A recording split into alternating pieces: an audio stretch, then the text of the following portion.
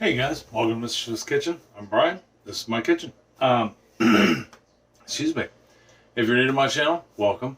Glad to have you. Glad you're here. If you're returning, awesome. Means you got something out of this, or you just like me, or at least like me enough to watch me, right? While I'm thinking about it, don't forget to hit the subscribe button down below, notification bell right next to it. If you want to know when my videos come out, I'm always appreciative of you letting me into your life, hands down. Thumbs up, thumbs down are nice. Definitely appreciate them. Not necessary though. It's not like I'm here to win a competition. Comments, always welcome. Good, bad, or indifferent. You don't have to agree with me by any means. Just think before you answer. Keep it polite. We've got all age groups in our happy little family here. And, even though our village isn't huge, so to speak, we do like to keep it civil and polite. And even as we grow, civil and polite. So just think before you comment. That's all I ask. So today I thought we would look into making a Boston cream pie. I've been wanting to make one of these forever. I found what I believe is a good recipe. I got it off of a YouTube channel called Preppy Kitchen.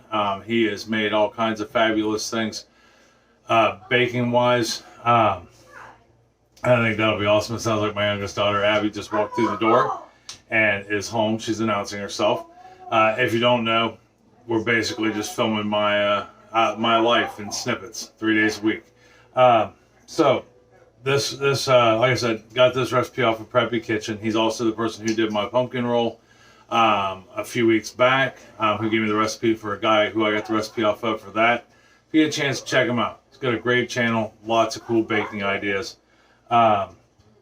Him and Joy of Baking are the two channels I use the most to get ideas off of. But occasionally we go old school and I find a recipe somewhere in a book. But that being said, Boston cream pie. This does have several kind of moving parts to it. It's got a few steps to it. It's kind of complex, but I think you can do this. I mean, this is the first time I've ever made this. Most things I have on my channel that I make, we're making together for the first time. That way, if we do it successfully, we did it together successfully. If we fail, and we look and see what we did wrong. I've had maybe only a couple failures in all the time I've been doing this, but we'll see. There's always a third and fourth time for everything. Okay, so the first thing I usually do when I do a new recipe, is I write it down in my notebook.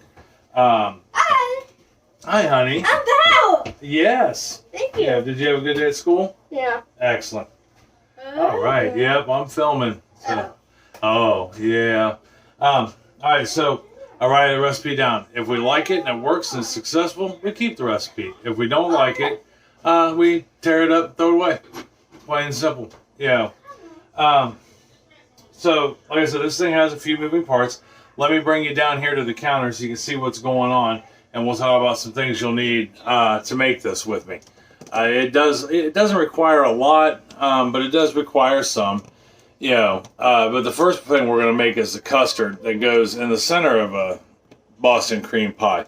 Now, I did learn, and I learned this off his channel, and he learned it because he read it online, that the Boston cream pie is called a pie even though it's a cake, because back when they first created the Boston cream pie, cake pans weren't exactly a thing.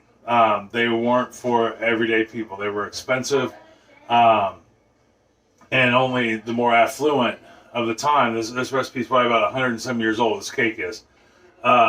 So they made them in pie pans, which is why they call it a Boston cream pie, not a cake. Thought that was an interesting fact. Okay, so I'm going to give you ingredients as we go, and I will give it to you in cup measurements and grams. That way you can use your scale. You will need 2 8-inch pie pans. The first one we lined with aluminum foil with Saran wrap, and we'll talk about why here in a little bit. The next thing you will need is a scale. Even if it's a cheap scale, you need a scale. They're not expensive. I mean, they run anywhere from $12 to hundreds of dollars. I know, isn't that pretty? Come here, show everybody your dress. So we bought this for Abby today. It's a lovely skirt. It's knitted and it's so soft and comfortable. I thought she would enjoy it. That was her surprise after school today. All right, I love you. Yeah, bake a cake. Yes. So you'll need a scale. They range anywhere from 15 bucks to 11 bucks to $1,000, but you don't need a $1,000 scale for your house. That's a little overkill, I think. Matter of fact, I saw these scales at Target. They started at like $16 around here. So you need two 8-inch pans. You need a scale. You're going to need a mixing bowl, and potentially two mixing bowls. And then you will need a saucepan and either a hand mixer or a stand mixer, one of the two. But anyhow, I digress. First thing we're going to need to do is make our cream. Okay, the cream center, the custard. So what we're going to do is we're going to take 2 cups of milk right here in this saucepan, all right, which is 240 milliliters. And we're going to turn this on, and I want to get it going. We're going to bring it up to a simmer. What a simmer means is we're looking for it to start boiling around the edges. Okay, so I'm not going to turn this on high or anything like that. While that's doing its thing, we're going to go ahead and start working on the rest of it. So the next thing we will need is 6 egg yolks. And that's just the yolks. I separated them from the whites. You don't need the whites in this. You can actually put the whites in the fridge and hold them for 3 or 4 days. If there's something else you want to make, angel food cake is one of them. Macarons is one of them. If you're not going to use them right away, you can freeze them and freeze them up to 8 months. And then use them down the road when you do need them. So we're going to put our egg yolks in a bowl. All right, we're in our mixing bowl. The next thing we're going to want to do is put 2/3 a cup or 130 grams of just plain white sugar in it. Okay, and mine's a little chunky. Looks like the moisture got to it a little bit. That's okay. And we're going to put this in here. And what we're going to do is we're going to whisk this together. Okay, and what we're looking for is it'll be light and creamy. Okay, and thick. But that's what we're trying to get at here. And it may take a minute to get it there. You can also use a hand mixer for this. You don't have to use just a whisk.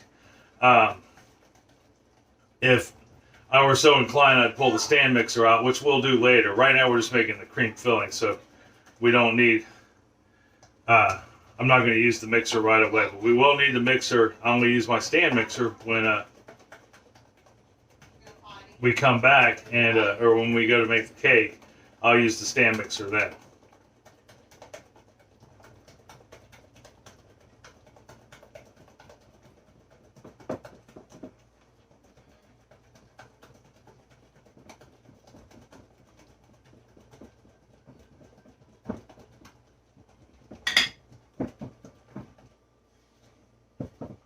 All right. Now see how we went from having dark yolks to a lighter look to it, and it's nice and nice and smooth, and that's what we want. Give that just a little more mix. All right, I'm gonna turn my milk up just a little bit. Now, if you let your milk sit out for a little while, about a half hour or so before you put it in the pan, get it up to room temperature, it won't take as long to get where we need to go, so to speak. So now that we got that in there, what we're going to do is next thing we're going to do is add a 1/4 cup of cornstarch, which is 32 grams. All right, we're going to put that in there.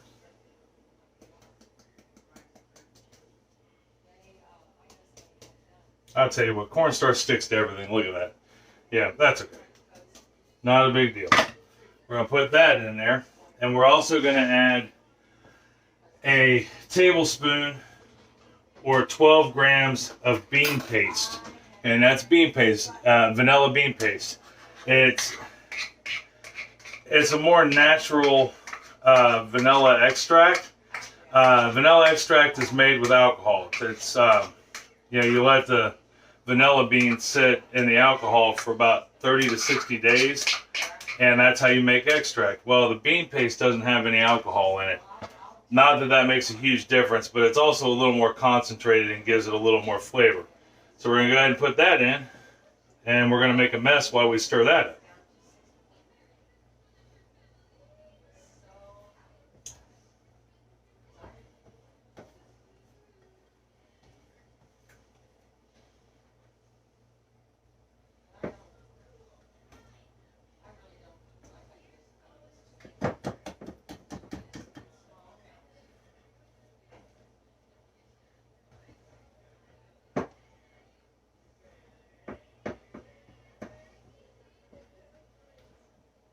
All right.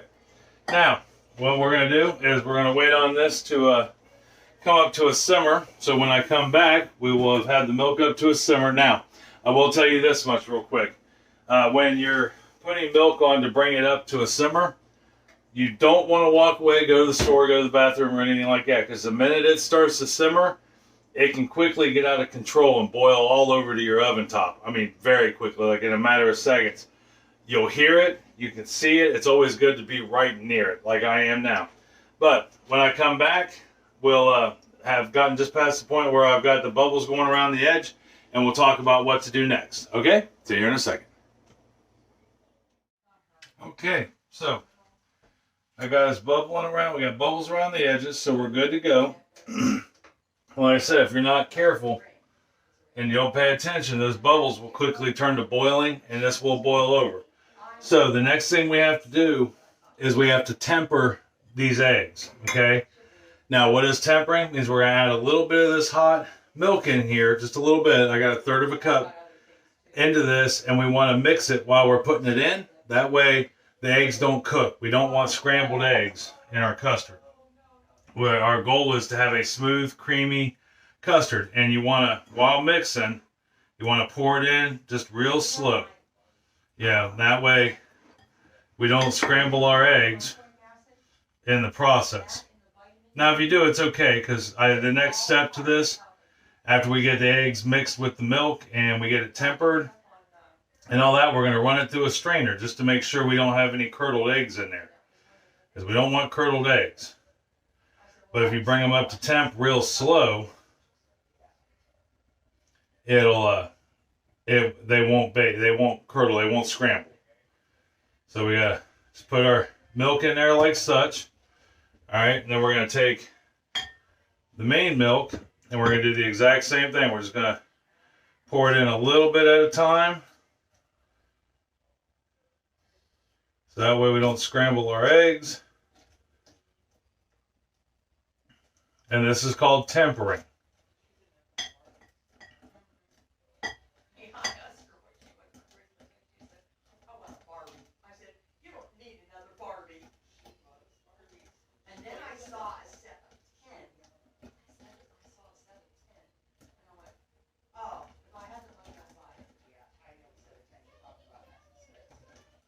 All right.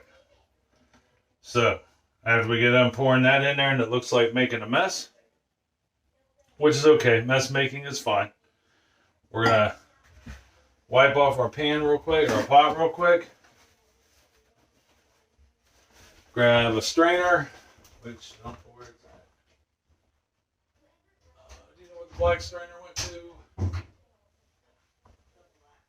The black handle strainer.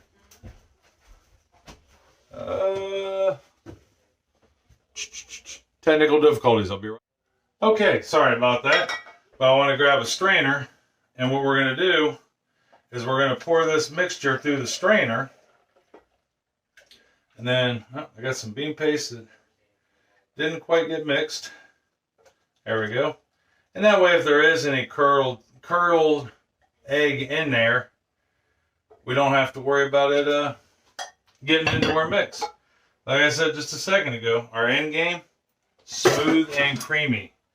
Get this wiped up real quick. Now, I'm going to go ahead and put this back on the stove, and we're going to start heating it back up. And what we're going to do is, I learned this today, this particular whisk here is called a French whisk. The other whisk, like these whisks here, are considered balloon whisks. They're wider. These are good for getting in the corners with. And what we're going to do is we're going to sit here and consistently stir this until it thickens. We'll go to the middle, go to the edges, and then work our way back down. And we're going to do that until this thickens up. So when I come back, I'll show you what it looks like thickened up. All right, see you in 1 second. Okay, I am back, and we got her thickened. It's still bubbling, as a matter of fact.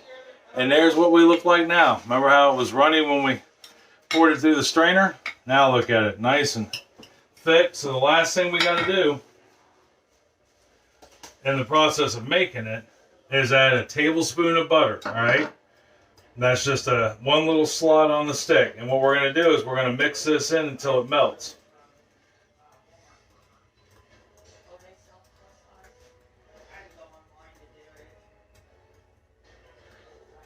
Just like such. And what that does is it helps it, makes it a little smoother, gives it a nice shine. Should probably turn the top of the range off. That way nobody burns themselves. And now you gotta watch, because when you stir when you're whisking and stirring on the burner, you know, it's gonna be really like milky. And literally in a matter of seconds, it's gonna start to heat up and, you know, turn to a custard. Now, what you don't freak out when it first starts to turn to a custard, it'll look like it's starting to get lumpy. It's not. It's just turning into custard. You know, just keep whisking. As long as you keep whisking, it won't burn and it'll continue to turn into a custard. Okay, so we got our custard. Now, I am doing this way. If you don't have two 8-inch pie pans, you should get one. They're like $4 or $5. They're not expensive. But we want to line it with a saran wrap like I did. You can put this in the fridge as is to cool, because we need this to cool down. But then when you get it out of the fridge, you're going to have to re-whip it up, and it may not have the stability to be in the center of the cake and hold that top layer.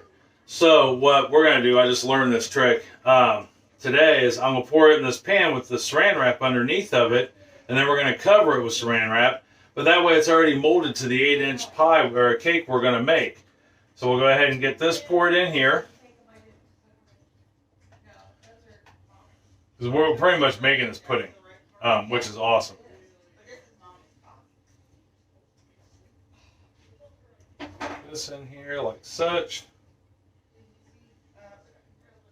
Like I said, this isn't a hard cake to make or pie. But there is some moving parts to it. I mean, it is kind of complex. If I were making a cake for the first time, I don't know if this would be the cake I would pick. Yeah, that's just me. But, you know, you don't learn unless you do. So, what we're doing. Yeah, that's just the way we do it. So, you're going to get it. It doesn't have to be like smooth, but you want it to be at least close to smooth. You know, because it will settle as it goes. And then after you get that in there, you want to grab your saran wrap, like such. Or I should say plastic wrap. Saran wrap is a name brand. But we're going to take it and we're going to put it over the top of this. But what we're wanting to do is press it down on top of it.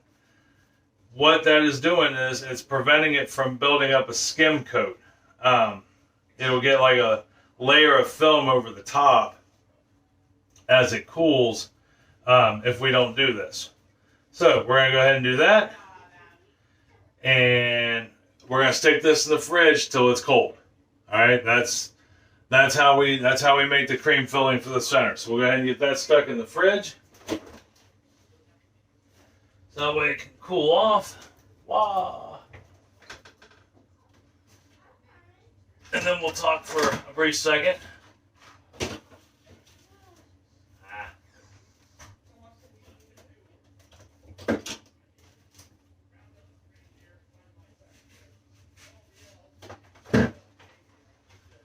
Alright, so we got that in the fridge.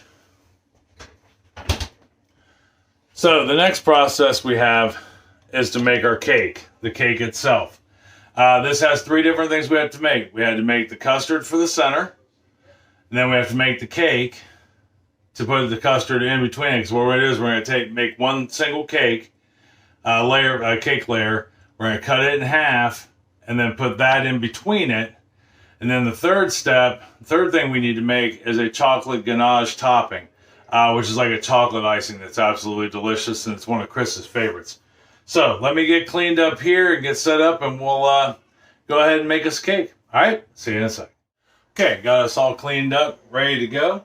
So to make this cake, you will need either a stand mixer, which I have right here, or you will need at least a hand mixer and a bowl.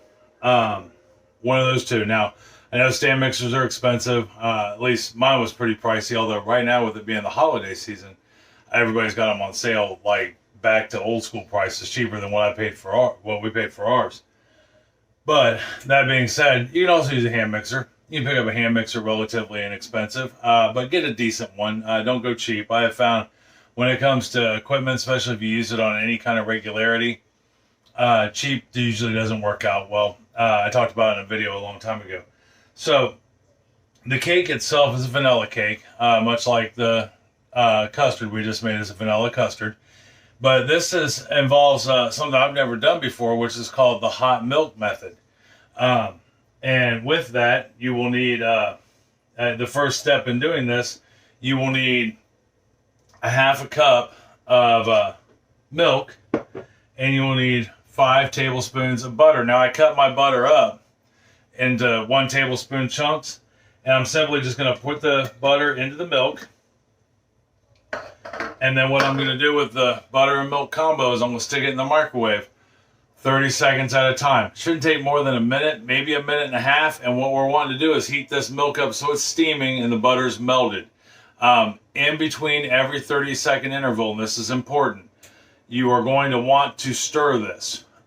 If you don't, butter has a tendency, I don't know if you've ever made butter into a liquid in the microwave, but if you don't stir it or let it sit for a second, it will explode on you and you'll end up with melted butter all over the inside of your microwave.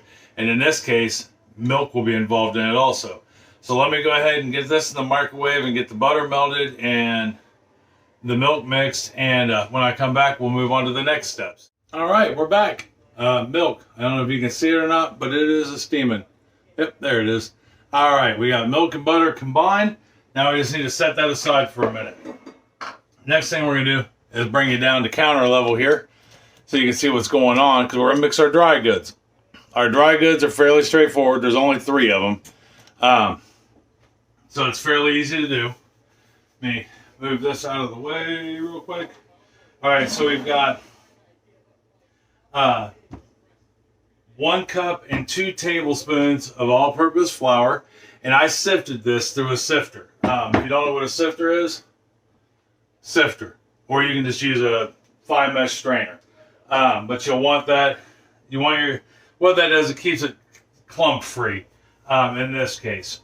And then we're going to add a 1/4 teaspoon of salt. Oh, if I didn't mention it, start preheating your oven, 350 degrees. We're going to need 1 teaspoon, 1/4 gram of salt. We are going to need 1 1/4 teaspoons or 5 grams of baking powder. And that is it for dry goods.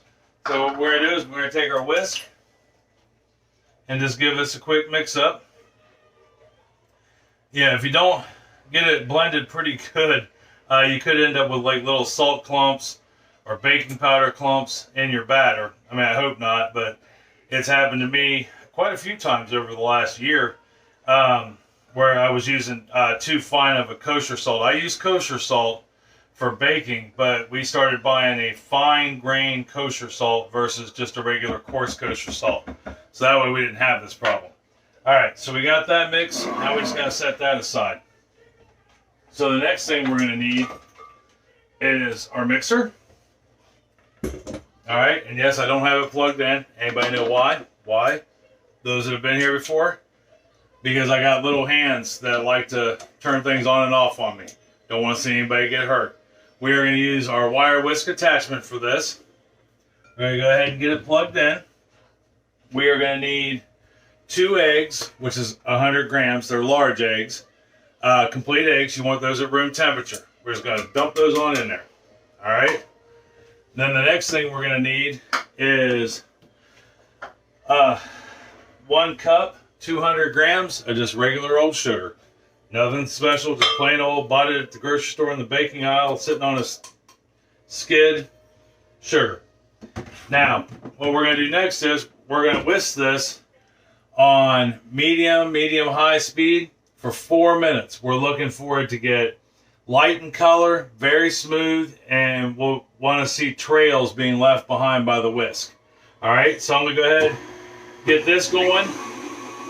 And then when I come back, we'll move on to the next step. Remember, 4 minutes-ish. All right. So we did our 4-minute tour of duty. And let me show you what I mean by trails. I mean, as you can see, it's definitely gotten light in color. I don't know if you can, yeah, you can see that. But see how it kind of leaves trails in it as you turn it? See those trails? Yeah, that's what we're looking for. All right, so we got that is good to go. So the next thing we need to do is put the whisk back, or put the attachment back together. Put that on. Get that off of there. There we go. All right. So you should never lick your fingers, by the way. All right. Now we're going to add our dry mix in. All right, which is our flour, salt, and baking powder. Go ahead and get that in there.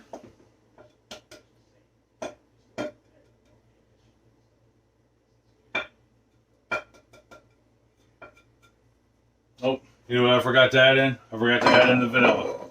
So we'll go ahead and add it in right now with the dry mix.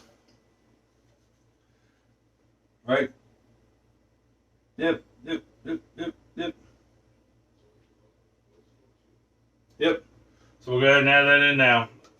You should have put the vanilla in with the eggs and sugar. That's okay. It's not going to hurt anything. Now we're just going to mix this till it's just combined.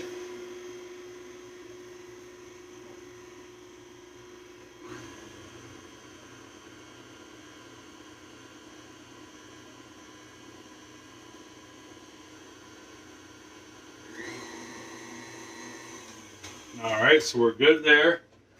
Then we're going to take our spatula, get it off the edges there, kind of make sure, give it a check out once over, make sure we got everything. We don't have any big dry mix pockets, and we don't. We are good. So, next thing we got to do is, the last thing we got to do before we put it in the pan is, maybe, get it all off of there, which there we go, is we're gonna put this back in, turn it back on low, and we're just gonna slowly add our milk and butter.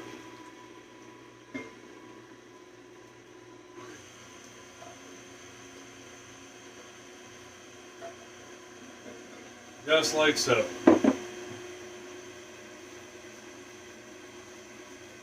Alright, we're just going to mix it till it's smooth, which won't take but a second here.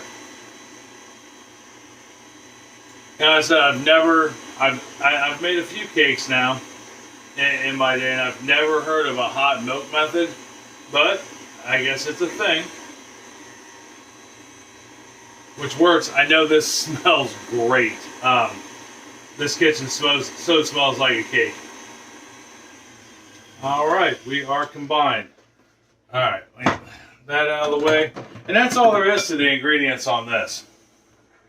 The third and final stage with the ganache, we won't make it for a few minutes yet. Only because we still have to, bake this, let it cool completely, and then we'll put the cake together, then we'll make the icing. Alright, so, for your pan, like I said earlier, you will need an 8-inch cake pan. And non-stick or not, I'm going to put some spray on it. Because we don't want this to spray, or want this to stick at all. This 8-inch pan is new to me, and even though it says it's non-stick, I'm not going to take that chance. What I'm also going to do is I cut out an 8-inch piece, I cut out a piece of parchment paper. You can buy these you can buy them at pretty much any baking supply place or get them online. I personally think that's not money well spent. I simply take a regular parchment paper that I buy when I make cookies, which I have on hand all the time. I set the pan down on top of it, I draw a circle around it, and then cut it out. But what this does is it ensures that the cake doesn't stick to the pan on the bottom. That's like everybody's nightmare. But that helps ensure it. You can also do that when you bake breads. You know, pretty much anything you put in the pan, you can put parchment paper on the bottom of it. Nobody will make fun of you, I promise. Even the professionals do that. Alright, so we're going to take our batter. Now, hopefully you've got your oven preheated already. If you don't, that's okay. It can wait a minute. Mine just went off just as it was mixing at the 4-minute mark, or hit the 4-minute mark for mixing. So we're going to pour this in. And we want to get all that deliciousness out of there. Let me switch hands real quick.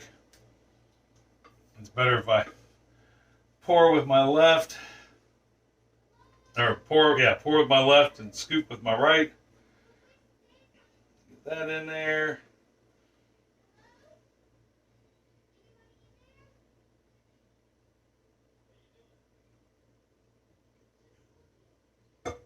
That.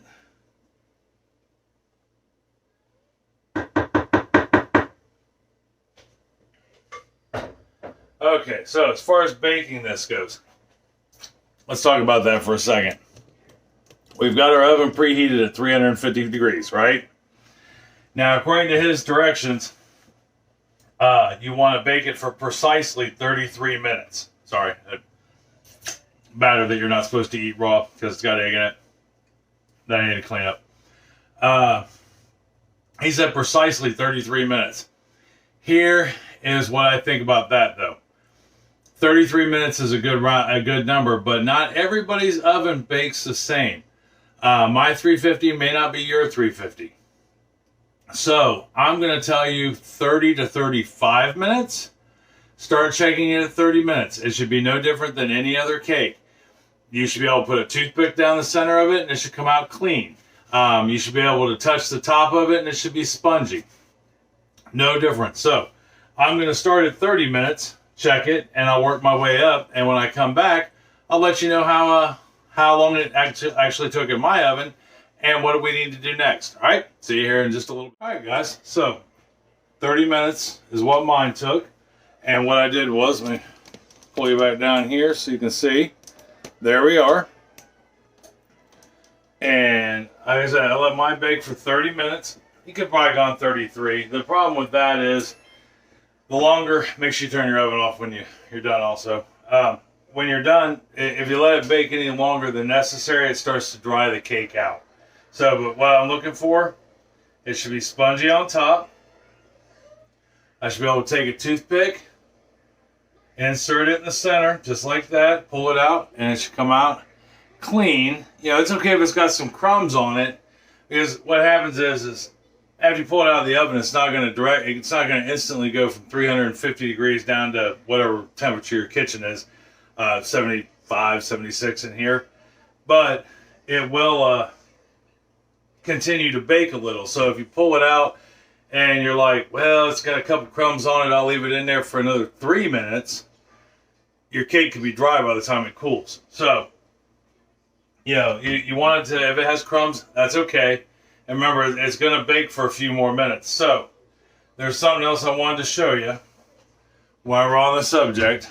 I don't know how well you're going to be able to see it, but it's pulled away from the sides a little bit. Try not to touch the pan, it's hot. And it's not touching the sides anymore. That's a third way to know if it's done. Toothpick test, touch it, is it spongy? It's not jiggly anymore, and it's pulled away from the sides. So the next thing we have to do, we can do this while it's still hot. A lot of times with cakes, you'll let them sit and cool for about 10 minutes before you pull them out of the pan. He did not. As soon as he pulled it out of his oven, he double checked his edges with a serrated or a offset spatula. Now, if you don't have an offset spatula, it's okay. Use a knife. And we're going to make sure that's okay. And then we're just going to take this out of its cake pan, just like that. See how easy that slid out? Super easy. Now, we want to remove the parchment paper. Look at that. Perfect bottom. Nice golden brown. So, the next step is a practice in patience. We're going to let this sit and completely cool. Now, I know, you're saying, wow, that's going to take forever. But that's important. As once we let this completely cool, then we'll be able to put it on a plate. We'll be able to cut it in half across, not up and down, but across to make 2 separate cakes. And then we'll be able to move on to the next step. So I'm going to go ahead and let this cool down completely. It's going to take it probably about an hour. We may be able to get away with 30 minutes. I'll check it in 30 minutes and we'll see. And then after that, we'll move on to the next step. All right? I'll be right back. Okay, so we let the cake cool for, I let it cool for about 35 minutes. It's down to room temperature now. Got it over here on a plate, looking good. We're not hot anymore. Rock solid, ready to go. Still got the custard in the fridge, but now we're going to make the ganache. So the ganache topping, the chocolate topping that goes on this is like an icing. It's got 1,000,001 uses depending on what you do with it. You can whip it up right away immediately, pour it over anything hot, and it'll set and turn into a really nice shiny glaze. You can put it in the fridge and let it get super cold and frost it up and make it into a frosting. You can let it sit at room temperature and it will stiffen up just slightly, and you can pour it over brownies. I mean, it really is 1,000,001 uses for a ganache, and it's one of Chris's and I's favorite things to put on top of cakes, baked goods in general, cookies. You can dip cookies in it and let it harden. Oh, it's just fabulous. So anyhow, to make a ganache, in this case, because this is pretty standard for the ingredients are pretty standard for any ganache. You're going to use 4 ounces of a semi-sweet or bittersweet chocolate, and I just got a chocolate bar, whatever kind you like. It's just the Block Baker's chocolate. In this case, it's a Ghirardelli's chocolate, and it's the bittersweet, not the semi-sweet. I use whatever chocolate you like. I would not recommend using a milk chocolate bar, only because the cake is so sweet that you want to counterbalance that with something. So you want at least a semi-sweet chocolate.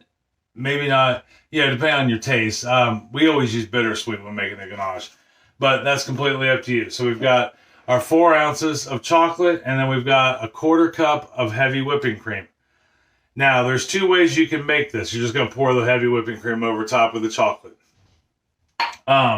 Normally when I make this, I use a double boiler. I put it in a saucepan, a metal saucepan or a glass saucepan, put it over a pot of water, let that boil, and as it boils, it slowly melts the chocolate, and you just take a whisk as it's melting, and it turns into ganache.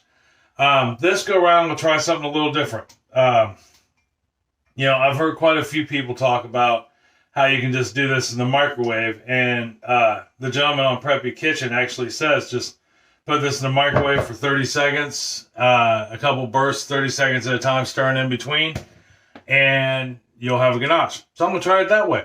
Why not? Try something different. Worst case scenario is it doesn't work, and I got to go back to the double boiler. So let me get this in the microwave, and I'll give it a couple 30-second bursts. We'll see how it turns out, and then we'll move on to what's next. All right, back. All right, so I did it for 2 30-second bursts. Let me bring it down here, and we'll see where we're at. And it made it ganache, but this is what it looks like when it's done.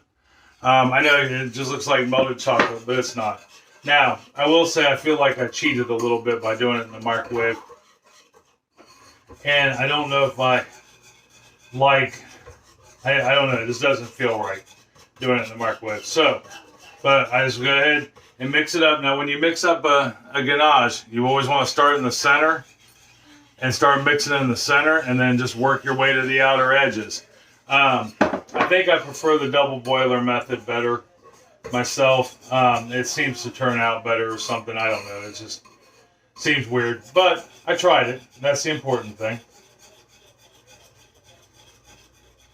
All right. So we're going to set this aside for a second. We're going to set that to the side. Just let it chill for a second. It'll help it start to do its thing and solidify. So now we're going to move on to the cake. Now, with the cake, we're going to cut it in half. Now, they make a cake slicing tool. Sorry, I had chocolate all over me. But what I'm going to do instead is I'm going to use a serrated knife, and I'm going to cut it. Now, he poked little holes all over the side of it to cut it in half evenly.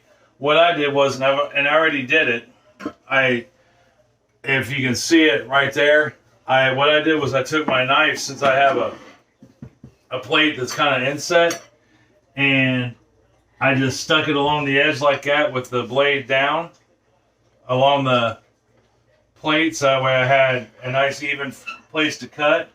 And I just started cutting around. So I'm just going to continue to cut around like such. And I'm using a serrated knife so that way I know it goes through. Alright? And then once I'm all the way through, which I think I am, that should take the top right off. Just like that. You know, and if it's not perfectly even, that's okay. I'm okay with it. Yes, honey. I'm sorry. I'll quiet down. Alright. So, if it's not perfectly even, that's okay. I mean, in my mind, it's okay. Hey, this is for me and my family. I don't bake for contests or prizes or anything like that. I bake for flavor, some overall appearance, because appearance is important. I mean, I don't want it to be all lopsided and all that. I want it to look good. All right, so we got it to cut in half, but if it's a little uneven, it's okay. That's all I'm saying. You know, none of us here are professionals. So the next thing we need to do is get our custard out of the fridge. Right here. Right here is our custard in all its glory. And we're going to take the custard out of the pan. See how it's nice and solidified now? Isn't that cool? Take the top off of it. Pull back the wrapping out of it. Like such. I'm going to, we'll grab this bottom one here. Like such. Put it on the top of it, like that. Flip it over. Take the saran wrap off the top. It's so jiggly, it's cool. And put it right on top. Straighten it up. That's how hard that custard got. Rinse my hands off real quick. I mean, I could lick them off, but that's not professional. Of course, I never claimed to be professional. All right, so we got the bottom on there. We got the custard on there. Now we'll just take the top and we'll place it on top of it. Look at that. We are almost home. Look how well that turned out. It's like a giant ice cream cookie. Let me get some of this cleared out of the way here.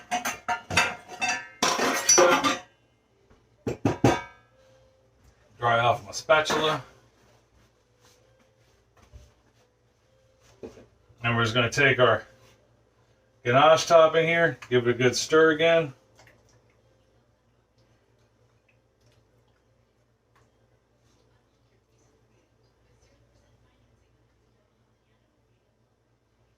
Put it on the top. Yeah, see, microwaving it, it didn't come out as smooth.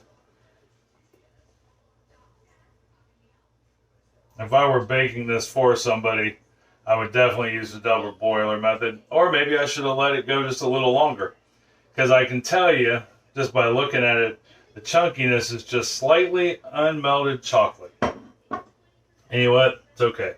It's still going to eat all the same.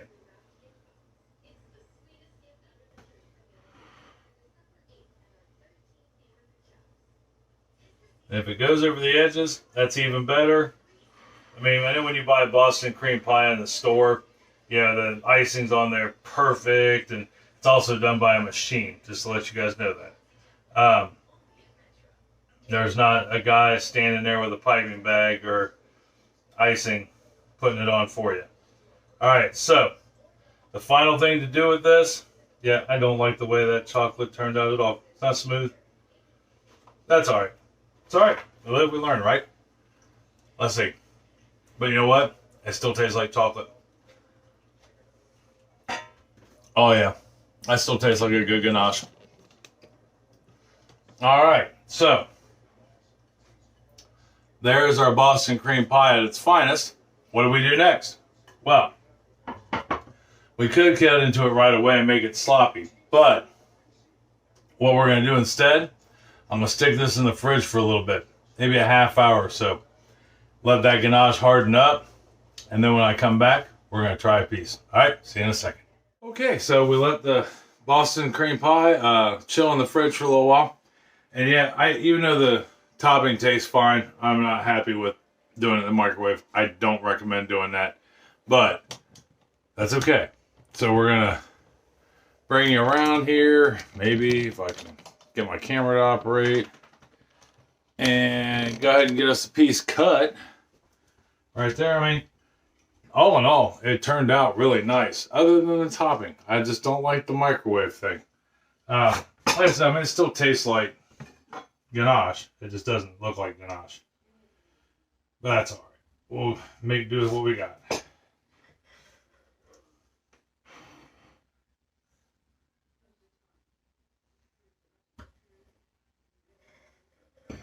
That cut.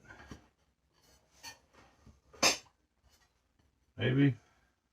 Cut all the way through. There we go. There we go. All right.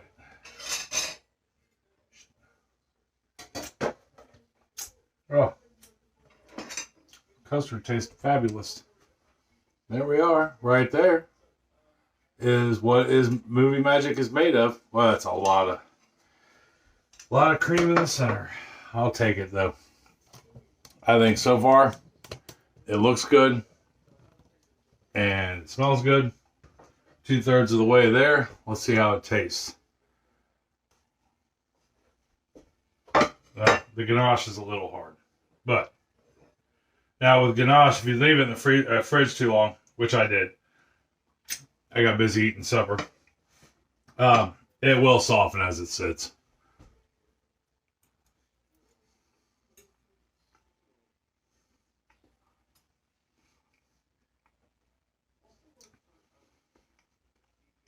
That's a really good Boston green pie.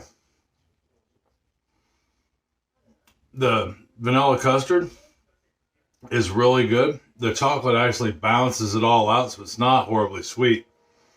The cake is got really nice texture to it. It's moist. Not dry at all. That's really good. Just really good. All right, so other than don't microwave your Ganache, doesn't work, didn't like it, not at all. Do the double boiler method. I'm pretty sure I have a video on it. If not, I'll be making a chocolate cake roll here in the next couple weeks, and it's going to have a Ganache coating on it, and we will. I'll show you the proper way to make Ganache, but it's just simply a double boiler. Heat it real slow. So heat the chocolate real slow with the cream, and it turns out silky smooth, has a nice shine to it. Don't microwave it, but other than that, the taste factor is amazing. It's got a good balance, lots of flavor. That cake is super moist. I'm digging it. I think we're gonna keep this recipe. So give this a shot. Tell me what you think, because I think you'll like it. If yeah, either way, even if you don't like it, let me know. You know, leave me a comment if you decide to make this, or even if you don't decide to make it. Well worth the time and effort it takes to make a Boston cream pie. This is a good recipe. So until next week, where I will try my best to get a Tuesday video out. Wednesday, I don't know exactly what we're going to do for dinner yet. I got a couple ideas pitching around. And Thursday, I think, I don't know what we're going to bake, but we're going to bake something. It's cookie season. Yeah, I got to start getting geared up for Christmas cookies. But I really want to do Buckeyes. We may do Buckeyes. That sounds really good. So definitely Buckeyes on Thursday. Tuesday, we'll probably talk about 1,000 things, because I got 1,000 things to talk about. One of them is just getting older and the things that come with it. And the importances of all the stuff that I've been tested on in the last 6 months. But that being said, until next Tuesday, I love you. I love you very much. Tell somebody else you love them and you love them very much. It's going to make their day a whole lot better. It's going to make you feel better. You can take them over some Boston cream pie and share it with them. You know, get to know your neighbors. All right. I'll see you next Tuesday. All right. Love you. Bye.